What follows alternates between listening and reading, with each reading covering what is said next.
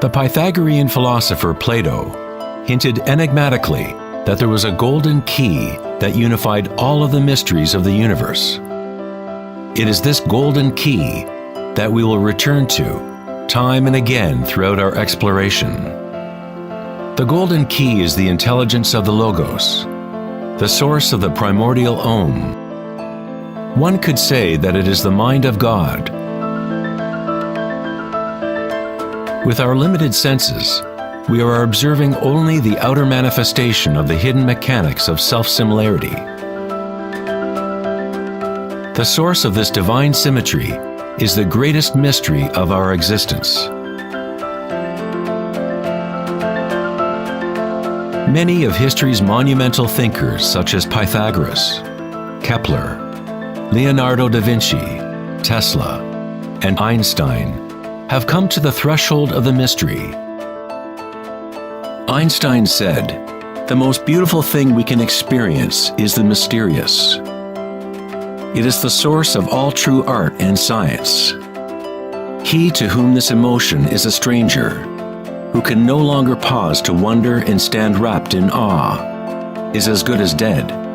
His eyes are closed." We are in the position of a little child entering a huge library filled with books in many different languages. The child knows someone must have written those books.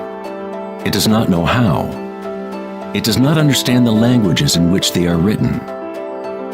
The child dimly suspects a mysterious order in the arrangement of the books, but doesn't know what it is. That, it seems to me, is the attitude of even the most intelligent human being toward God. We see a universe marvelously arranged and obeying certain laws.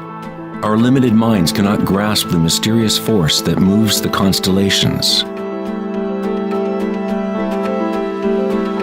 Every scientist who looks deeply into the universe, and every mystic who looks deeply within the self, eventually comes face to face with the same thing: the primordial spiral.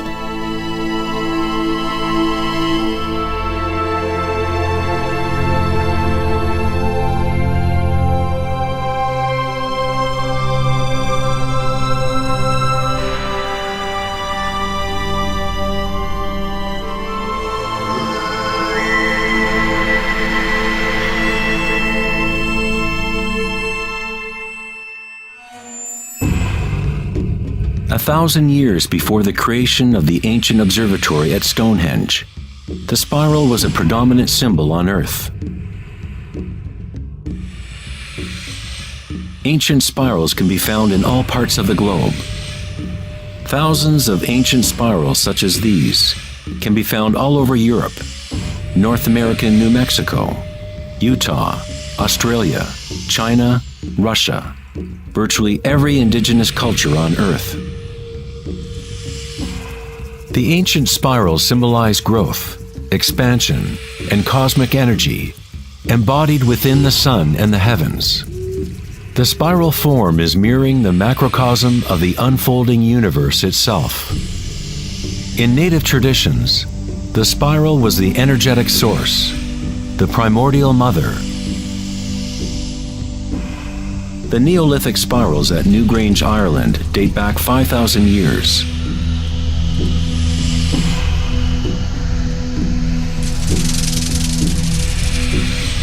They are 500 years older than the Great Pyramid of Giza, and they are just as enigmatic to modern observers. The spiral goes back to a time in history when humans were more connected to the Earth, to the cycles and spirals of nature, a time when humans were less identified with thoughts. The spiral is what we perceive to be the torque of the universe. Prana, or creative force, swirls Akasha into a continuum of solid forms. Found at all levels between the macrocosm and the microcosm, from spiral galaxies to weather systems, to the water in your bathtub, to your DNA,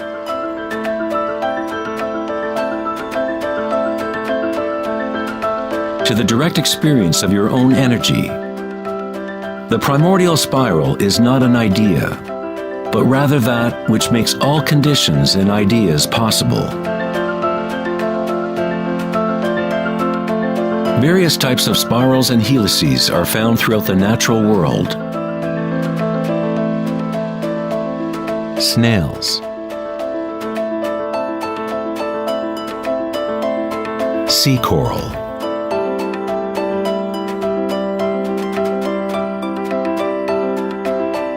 spiderwebs,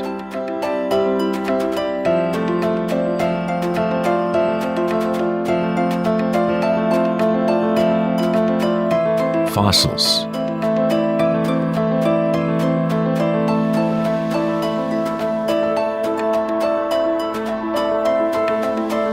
seahorses' tails,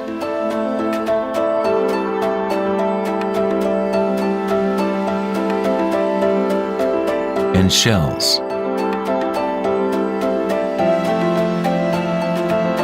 Many spirals appearing in nature are observable as logarithmic spirals, or growth spirals.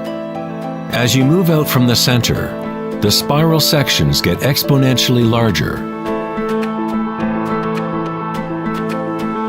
Like Indra's net of jewels, logarithmic spirals are self-similar, or holographic, such that the characteristics of every part are reflected in the whole. 2,400 years ago in ancient Greece, Plato considered continuous geometric proportion to be the most profound cosmic bond. The golden ratio, or divine proportion, was nature's greatest secret. The golden ratio can be expressed as the ratio of A plus B to A is the same as the ratio of A to B. To Plato, the world's soul binds together into one harmonic resonance. The same pentagonal pattern that exists in a starfish or in a slice of okra can be seen in the path of the planet Venus, traced in the night sky over an 8-year period.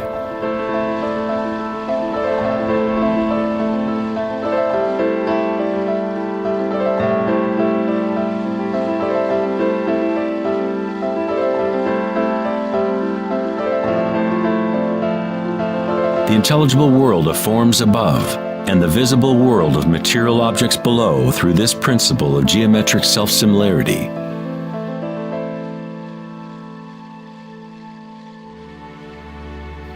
From the self-similar spiral patterns of the Romanesco broccoli to the arms of galaxies, logarithmic spirals are a ubiquitous and archetypal pattern. Our own Milky Way galaxy has several spiral arms which are logarithmic spirals with a pitch of about 12 degrees.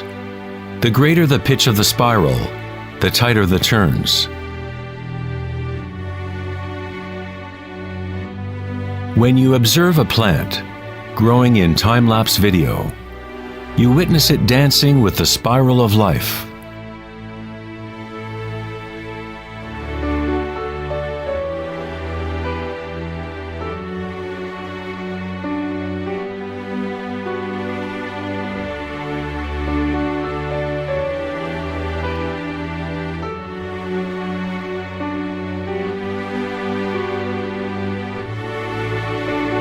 A golden spiral is a logarithmic spiral that grows outward by a factor of the golden ratio. The golden ratio is a special mathematical relationship that pops up over and over in nature. The pattern that is observable follows what is called the Fibonacci series, or Fibonacci sequence. The Fibonacci series unfolds such that each number is the sum of the previous two numbers. The German mathematician and astronomer Kepler discovered that self-similar spiral patterns are observable in the way leaves are arranged on stems of plants, or in the floret and petal arrangements of flowers. Leonardo da Vinci observed that the spacing of leaves was often in spiral patterns. These patterns are called phyllotaxis patterns, or leaf arrangement patterns.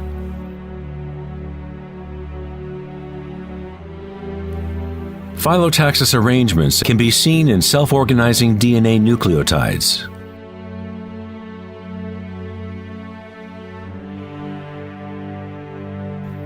And in everything from the family trees of reproducing rabbits to pine cones, cacti, to snowflakes, and in simple organisms such as diatoms. Diatoms are one of the most common types of phytoplankton, single-celled organisms that provide food for countless species throughout the food chain.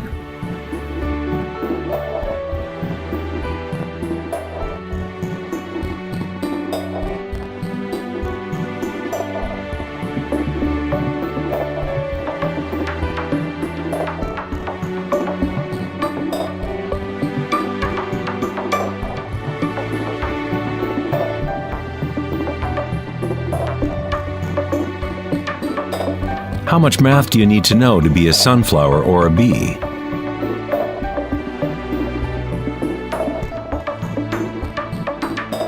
Nature doesn't consult the physics department to grow broccoli. The structuring in nature happens automatically. Scientists in the field of nanotechnology use the term self-assembly to describe the way complexes are formed, such as in the initial hexagonal phase of DNA formation. In nanotechnology engineering, carbon nanotubes are comprised of a similar arrangement of materials. Nature does this type of geometry over and over, effortlessly, automatically, without a calculator. Nature is precise and extremely efficient. According to the famous architect and author Buckminster Fuller, these patterns are a function of time-space. DNA and honeycomb are the shape that they are for the same reason a bubble is round. It is the most efficient shape, requiring the least amount of energy. Space itself has shape and allows only certain configurations for matter, always defaulting to what is most efficient. These patterns are the strongest and most efficient way to build architectural structures, such as geodesic domes.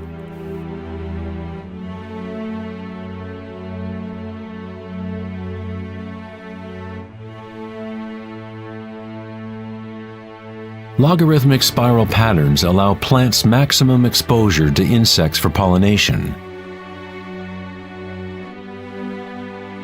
maximum exposure to sunlight and rain, and allow them to efficiently spiral water towards their roots. Birds of prey use the logarithmic spiral pattern to stalk their next meal. Flying in a spiral is the most efficient way to hunt.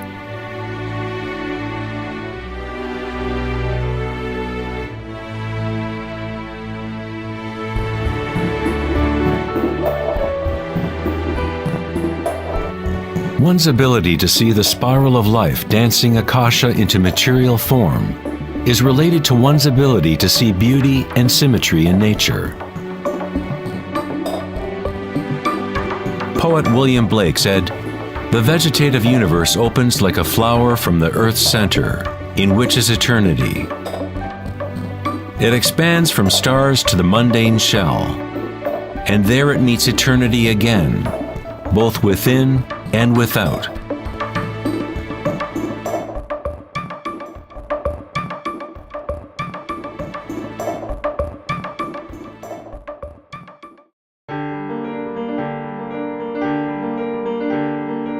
The study of patterns in nature is not something that is very familiar in the West. But in ancient China, this science was known as Li. Li reflects the dynamic order and pattern in nature.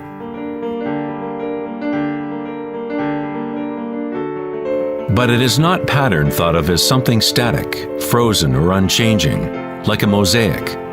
It is dynamic pattern as embodied in all living things.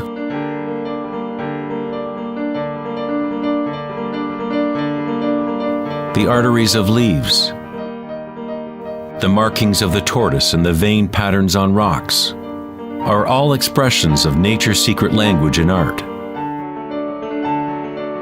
The labyrinth is one of many Li patterns. It is found in coral structures, mushrooms like the morel, cabbages, and in the human brain. The cellular pattern is another common form in nature. There are a myriad of different cellular structures, but all have a similar orderliness defined by their purpose and function.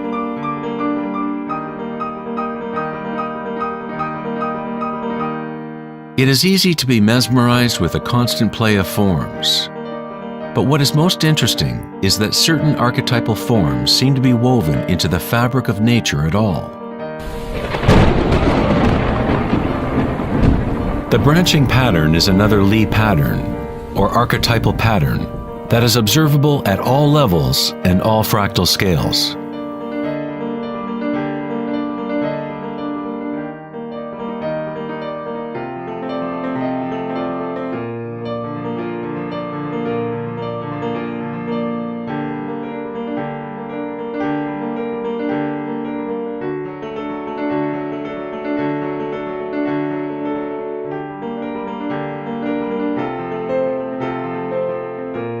Take, for example, this incredible image of a supercomputer simulation known as the Millennium Run, showing the distribution of dark matter in the local universe. It was created by the Max Planck Society in Germany. Dark matter is essentially what we previously thought of as empty space. It is like an invisible nervous system that runs throughout the universe.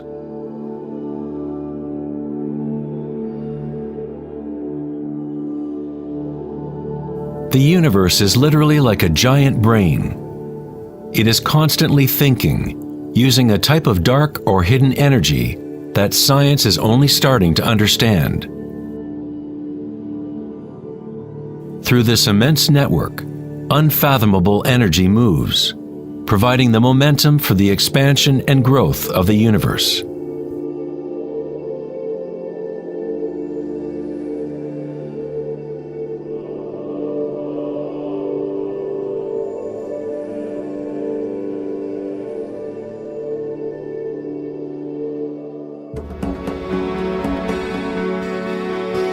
Nature creates branching patterns automatically when we set up the right conditions. Nature is an art-generating machine or a beauty-creating engine. Here, electricity is being used to grow silver crystal branches. The footage is time-lapsed as they grow over several hours. The crystals form on the aluminum cathode as ions are electrodeposited from a silver nitrate solution. The formation is self-organizing. You are seeing artwork generated by nature itself. Johann Wolfgang von Goethe said, "Beauty is a manifestation of secret natural laws, which otherwise would have been hidden from us forever." In this sense, everything in nature is alive, self-organizing. When higher voltage is used, the fractal branching becomes even more obvious. This is happening in real time.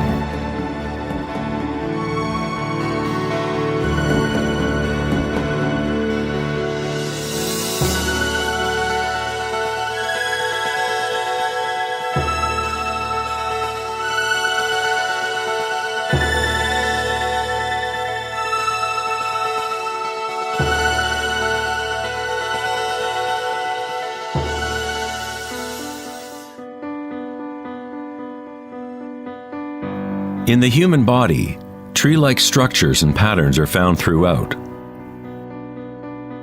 There are, of course, the nervous systems that Western medicine knows about.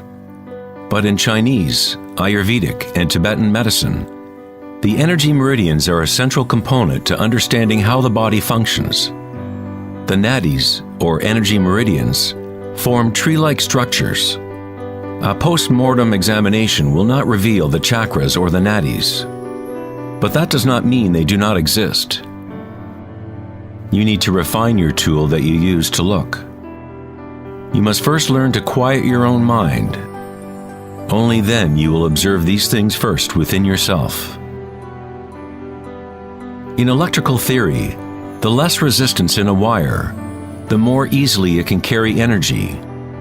When you cultivate equanimity through meditation, it creates a state of non-resistance in your body. Prana, or chi, or inner energy, is simply your inner aliveness.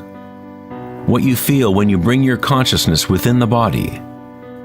The subtle wires within your body that carry prana, the nadis, become able to move more and more pranic energy through the chakras. Your wiring becomes stronger as you use it, as you allow energy to flow. Wherever consciousness is placed, chi or energy will begin to flow and physical connections blossom. Within the brain and nervous system, physical wiring patterns become established by repetition. By continually placing your attention within and lowering resistance to the sensations you are experiencing, you increase your energetic capacity.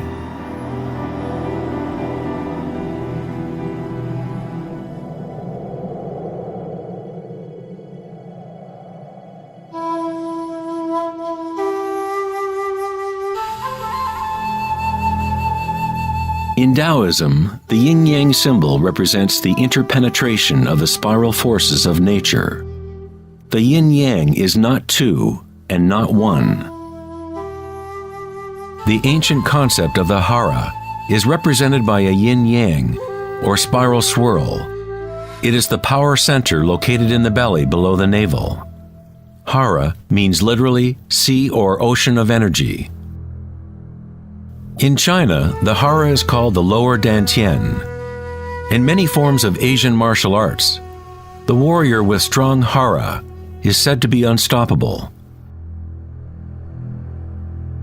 In the samurai tradition, one form of ritual suicide, or seppuku, was harakiri, was often mispronounced as harikiri.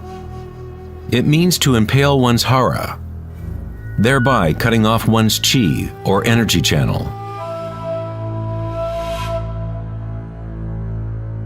Moving from this center creates the grounded, graceful movement that you see not only in martial arts,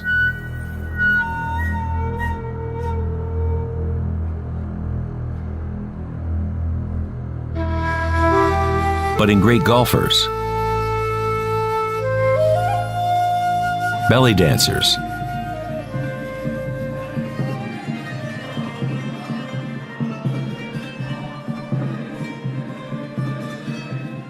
and Sufi whirling dervishes.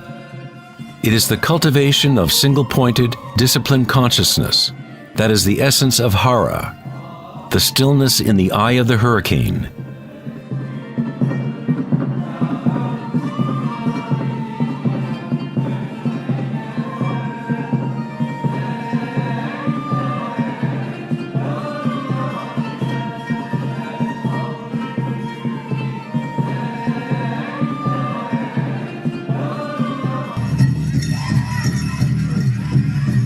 It is the gut instinct and connection to one's energy source.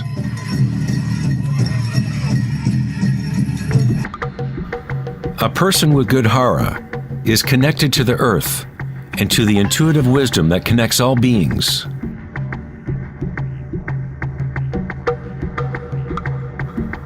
To think with your belly, hara dakanganase, is to tap into your inner wisdom.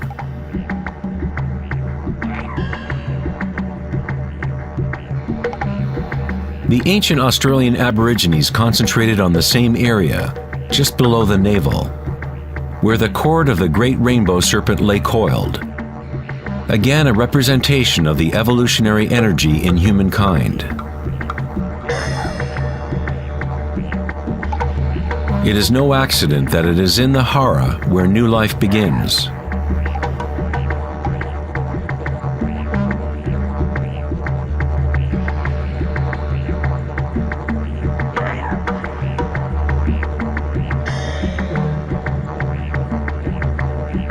The enteric nervous system, sometimes referred to as the gut brain, is capable of maintaining a complex matrix of connections similar to the brain in the head, with its own neurons and neurotransmitters. It can act autonomously, that is, with its own intelligence. You could say that the gut brain is a fractal version of the head brain, or perhaps the head brain is a fractal version of the gut brain. A healthy bear has strong hara.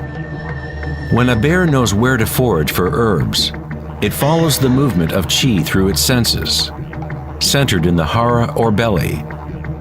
This is the bear's connection to the dream lodge, the place in native traditions where all knowledge comes from, to the spiral of life.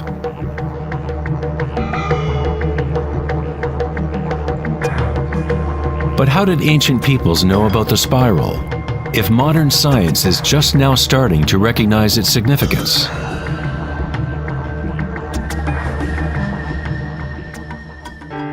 Ask the bees, for they have not forgotten how to love.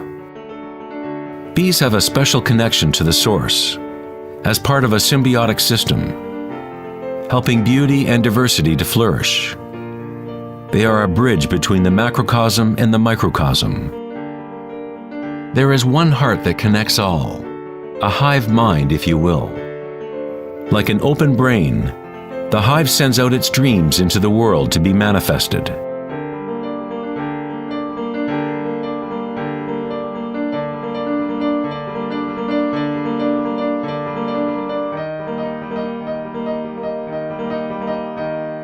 In nature, many creatures know how to act in unison, to move with one spirit, one direction.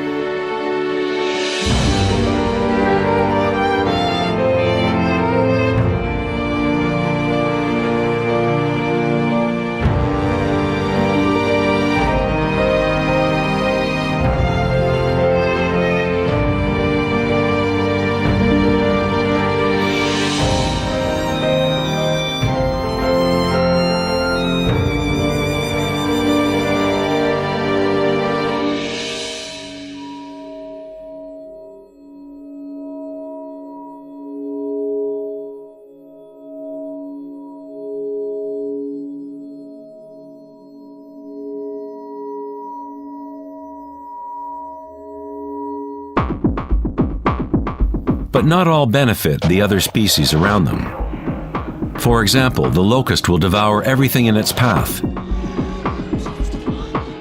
A locust has no choice but to act like a locust. It will never make honey or pollinate plants the way a bee does. A locust's behavior is rigid, but a human is unique in that we can act like a bee or we can act like a locust. We are free to change and manipulate the patterns of how we interact with the world. We can exist symbiotically or as a parasite.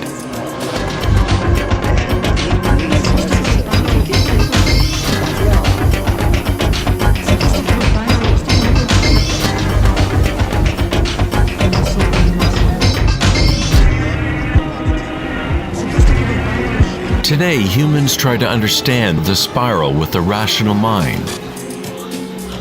But it was never thinking that connected us to the spiral of life. Watch and fear. We have always been connected.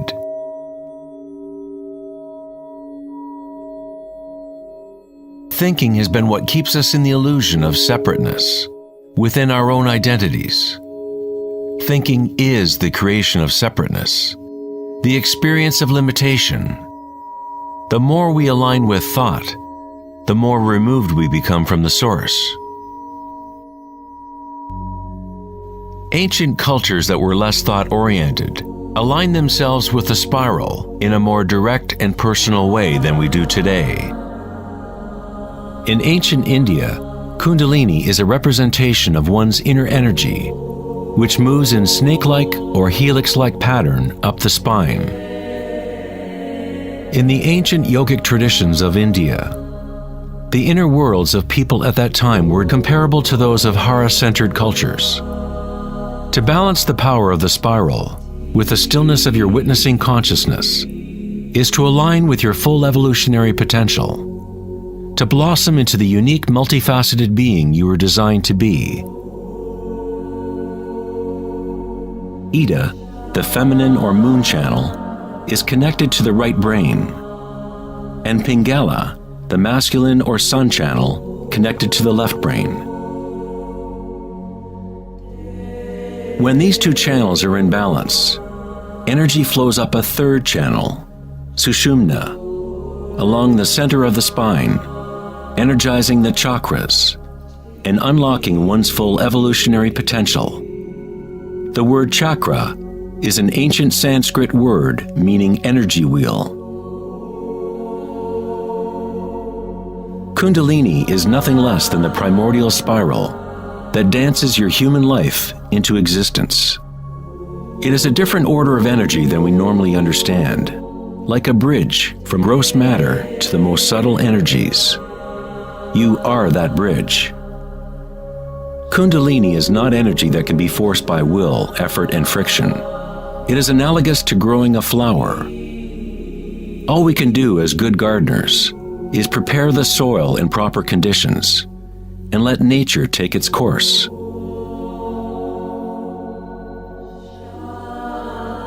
If you force a flower to open prematurely, you will destroy it.